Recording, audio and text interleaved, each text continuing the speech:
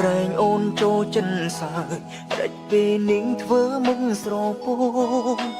ពេញមួយយប់ហើយអូនគេងលងលក់ភ្លឹង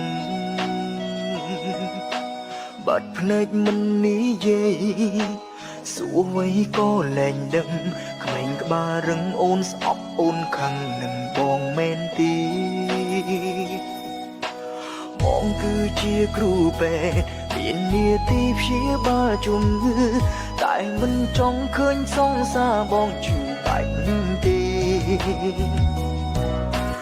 អូនត្រូវតែរឹងមាំដើម្បីបងណាស្នេហ៍កុំធ្វើឲ្យបងភ័យបានទេបងអងផងគឺអូនគ្មានសិទ្ធិធ្វើជាអ្នកជំងឺបងទេគឺអូនគ្មានសិទ្ធិទុកបងចោលបែបនេះបានទេ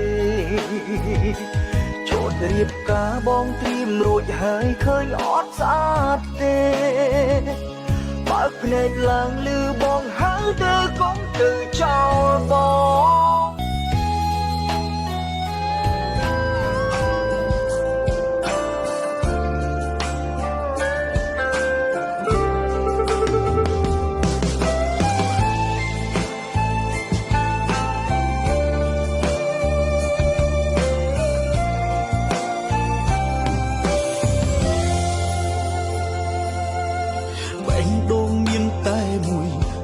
ក្រោយគុំស្នេហ៍មនុស្សពីរនាក់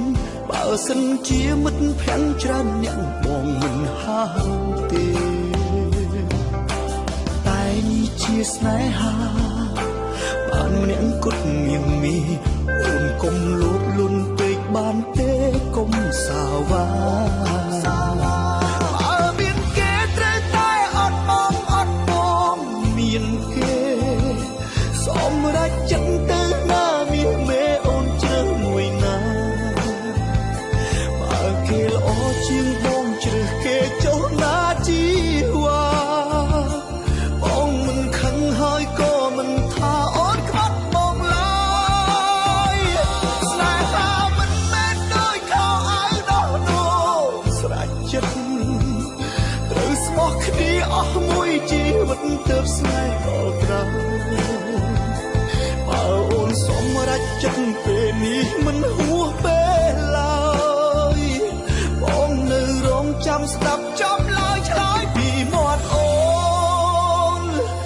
បើអូនសម្រេចចិត្តក្នុងពេលនេះមិនហួសពេលឡើយ